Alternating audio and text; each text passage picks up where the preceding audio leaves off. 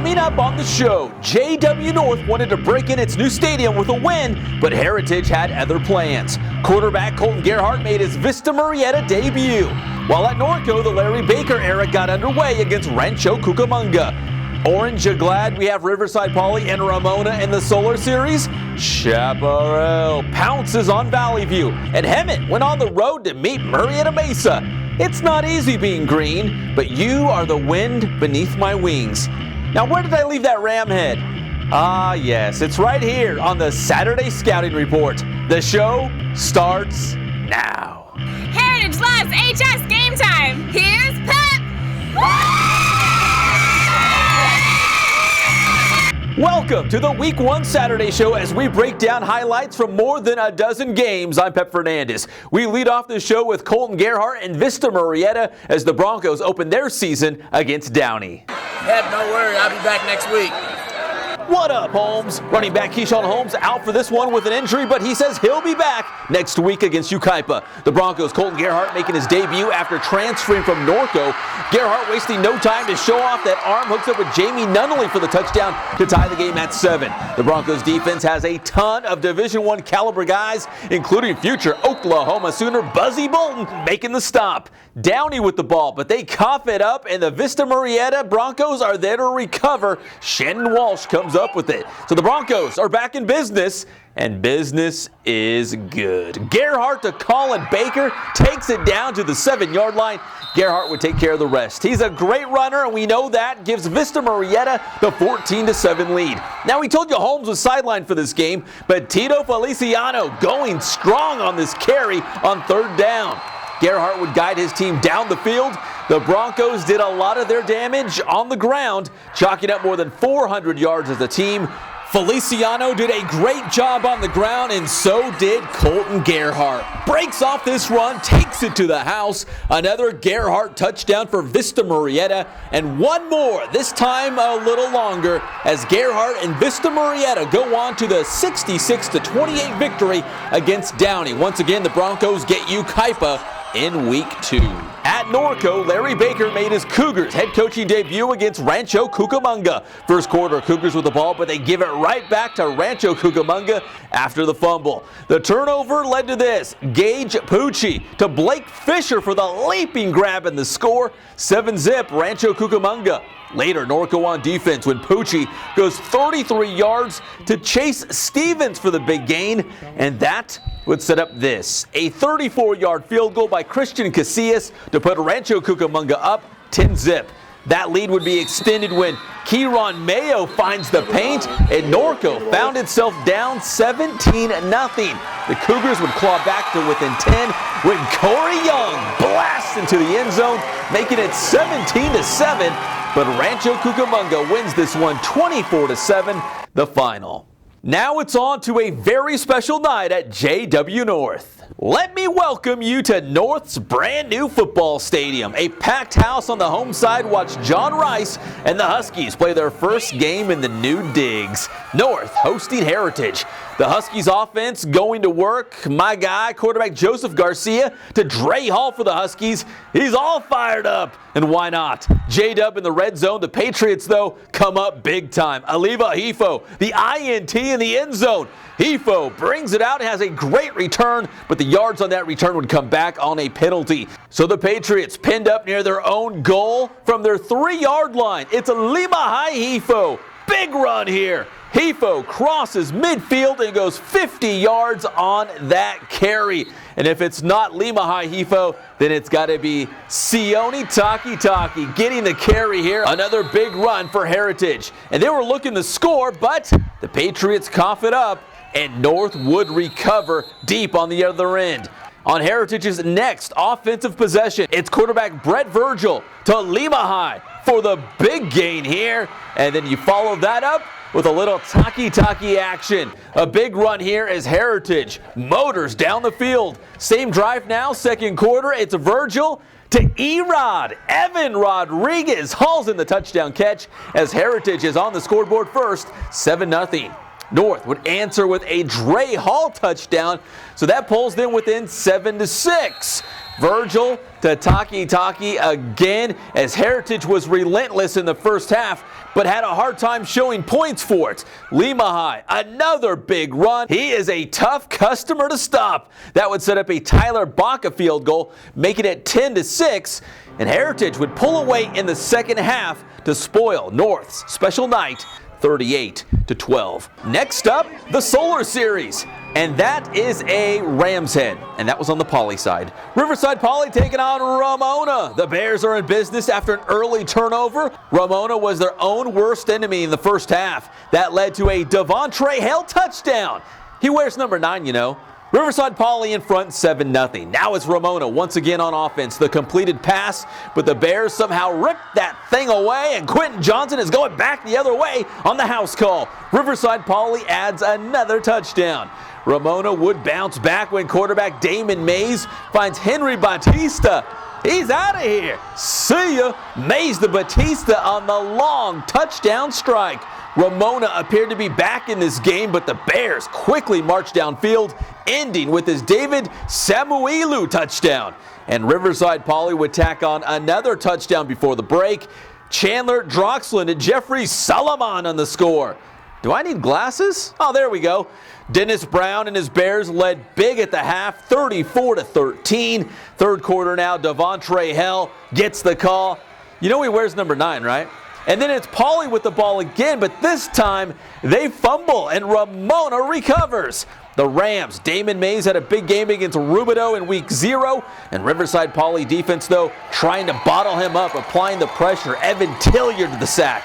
And then it's Tilliard and Ben Tualega coming up with another stop on that same drive. And the Bears are on the attack. Brown hoping for his Bears to pad their lead. The Rams, though, trying to keep Poly out of the paint and keep it close. Hosea Huff, the sack to bring down Droxland. But later on that same drive, Riverside Poly finally breaks through. Devontre Hale goes in for a score later on that drive. He wears number 9, you know. And Riverside Poly rolls past Ramona in the Solar Series 45-14. King versus Norte Vista. You're up next. The Braves down but not out, trailing 24-6 in the fourth quarter. Novi is still putting up a fight. Anthony Martinez the big run, followed by another strong carry by Andre Castanon. Novi marching down the field against the Wolves. The Braves cap off the drive with this Martinez touchdown, making it 24-13. We've got a new game. King looking to change that in a hurry. Ensuing drive, Jawan Washington breaks off this 30-yard run to get the chain gang moving. That would set up this. Quarterback Jacob Rogers recovers the snap and hits TJ Nolan for the touchdown. 31-12, King on top. The Wolves' lead would be safe down the home stretch, although Novi kept battling and never let the Wolves pull away. Another fourth quarter drive ends with a Martinez touchdown for Novi, but they were trailing 31-18. King puts it away here, though, and Rogers fires this 39-yard TD pass to Makeen Farha. King wins at Novi 38-18. Next up, La Sierra colliding with Canyon Springs, and Jeff Roney making his debut as the Eagles head coach. First quarter, Canyon Springs quarterback Cody Cervantes picked off by the Eagles' Elijah Garcia on the very first play from scrimmage. The Eagles' favorite pastry is the turnover. They capitalize. Wendell Thompson goes 15 yards to the house. 6-zip La Sierra. Now it's Canyon Springs with the ball, punting. But the Eagles come up with the block, so La Sierra is back in business. That sets up Luis Estrada from 35 yards out. Buries it. La Sierra up 9-0. Second quarter, La Sierra's Andreu Benny breaks off this 78-yard run, but the Eagles would not finish the drive with a score, so it remains 9-0 at the break.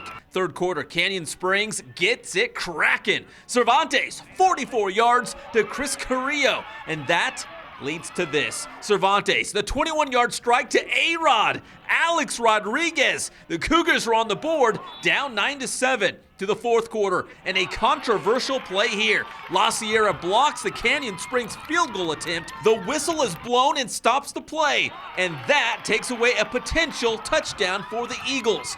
On the very next play from scrimmage, La Sierra has the ball, but Thompson fumbles and the Cougars. Maxwell Perry recovers for the touchdown. A very strange turn of events. The Cougars tack on one more score and they beat La Sierra 19-9 the final.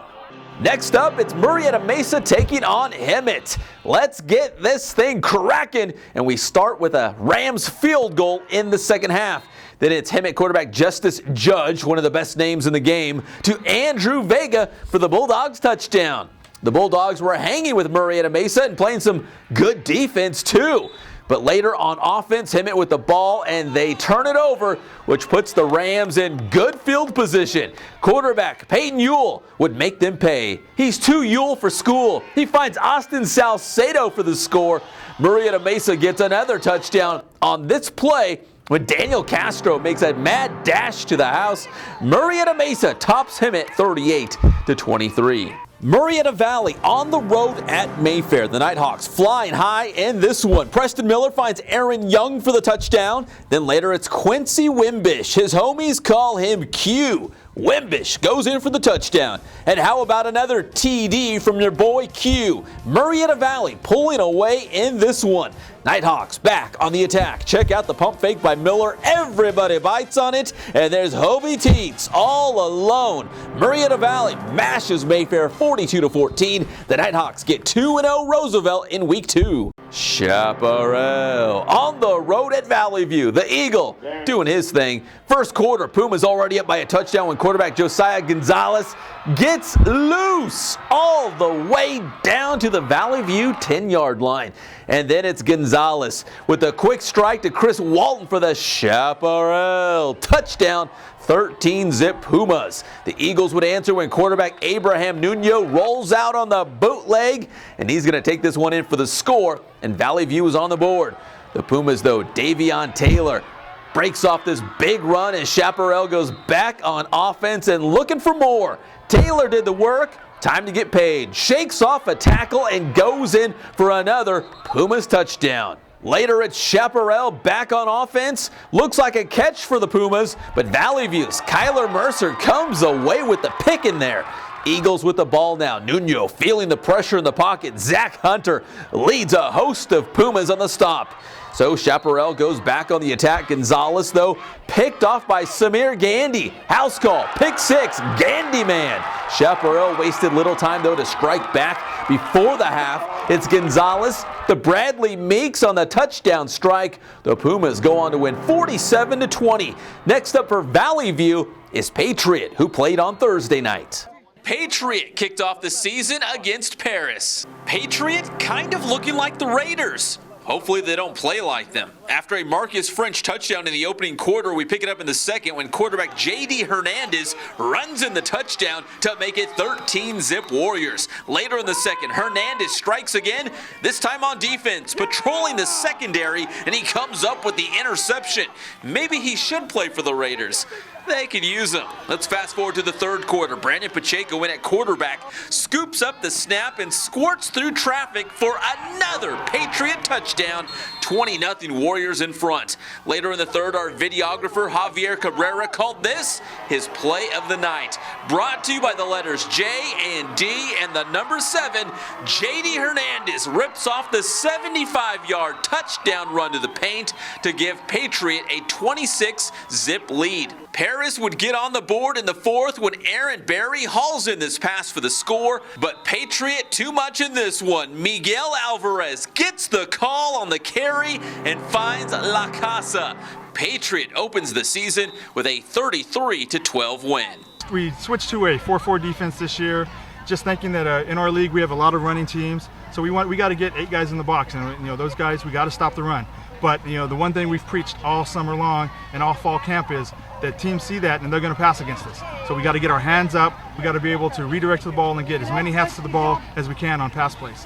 And I'll tell you this, we need to be better. We talked to the kids. We're happy with the first game. We're happy with the result, but we weren't as crisp on defense as we could be. I mean, we played well, but we could play better, and we're going to play better. It's just a new scheme we've talked to the kids about. We've taught them. and we're only going to get better. So we're fired up, but we got a long way to go.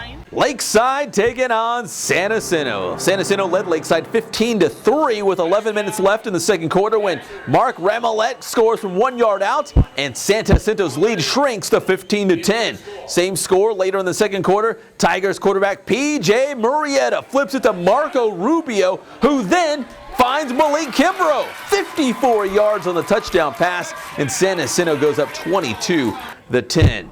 The Lancers would answer before the half. 4th and goal from the 2. Ramolette rams in a touchdown, 22-17. The Lancers still down in this one. The Tigers would find the end zone one more time before the half. Murrieta finds Kimbrough on a 5-yard slant for the score. That made it 29-17 at the half, and San Jacinto rolls big time, 58-17 the final. Redlands East Valley taking on Summit. The Wildcats feeling right at home at Dodge Stadium on the campus of Redlands High. A real who's who on Thursday night. Washington Huskies head coach Steve Sarkisian at the game, presumably watching Summit's Eric Brown, who is verbally committed to UW. And then there's former Redlands High baseball star Jacob Nottingham, who's now in the Astros farm system. We'll talk with Nottingham in the next Monday morning pep rally show, so check that out. But for now, back to the highlights. First quarter, Rev QB Mark Nielsen hooks up with Chris Vaughn for the touchdown. The Wildcats are on the board, still in the first. Anthony Valverde gets the call. Get in there! The big man finds the paint. 13-zip Wildcats. To the second, Rev in the red zone. But Summit gets the stop when Brown comes up with the interception off the deflection. But the Skyhawks were pinned up near their own end zone, and this snap gets away. Brown chases it down, but the Wildcats pounce on him quickly, and Rev gets the safety. Matteo Biscotti making the tackle.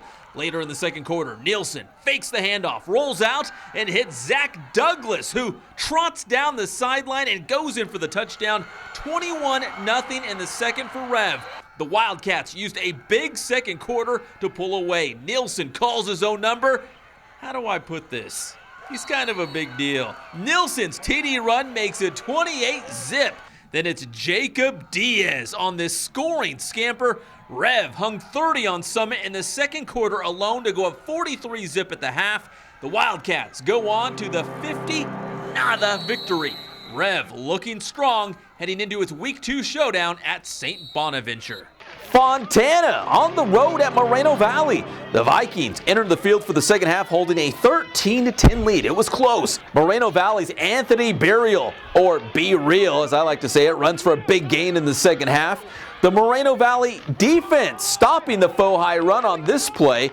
As we said, it was a close one. Fontana quarterback Miles Saylor scrambles in for a touchdown in the fourth quarter to pull Fontana within 2. But Moval hangs on 27-17. Is that scoreboard right? Yep, it is. Paloma Valley had no trouble against Sultana in Week 1. The Wildcats playing for Juju Smith this season, the young boy who lost his life earlier this year in Menifee. Paloma Valley scored on every offensive possession in the first half and rolled up nearly 500 yards of offense. Of course, we were there in the second half. The Wildcats win 64-14. Now let's head over to RCC where Notre Dame hosted Linfield Christian. The Lions come out roaring. Rizier Wilkins breaks off this big run before he's finally brought down around the 10-yard line of Notre Dame. That sets up a field goal to put Linfield Christian on the board first. Later in the first half, Linfield Christian on the doorstep. Knock, knock, I'm home. Greg Holt in for the score. 10-zip Lions. Still before halftime, Holt again gets the call. Tough dude to bring down. You can't stop it. Holt rumbles to the end zone, and Linfield Christian goes up 17-0. Not much going right for Notre Dame early in this one. The Titans put the ball on the turf, and the Lions' Dallas House recovers for Linfield Christian. Notre Dame was trailing, but you can never count out the Titans. Paulie Guaps, or Paul Bradvica in your program, hooks up with Manny Guerrero. Handy Manny. The Titans moving downfield. Later, Andrew Rodriguez for the Notre Dame touchdown. The Titans are on the board, but Linfield Christian hangs on for the win, 17-7. Yes, sir! Yes, sir! Ready? Let me hear you say crank it up! Crank it up! Let me hear you say crank it up! Crank it up! Let me hear you say who, who!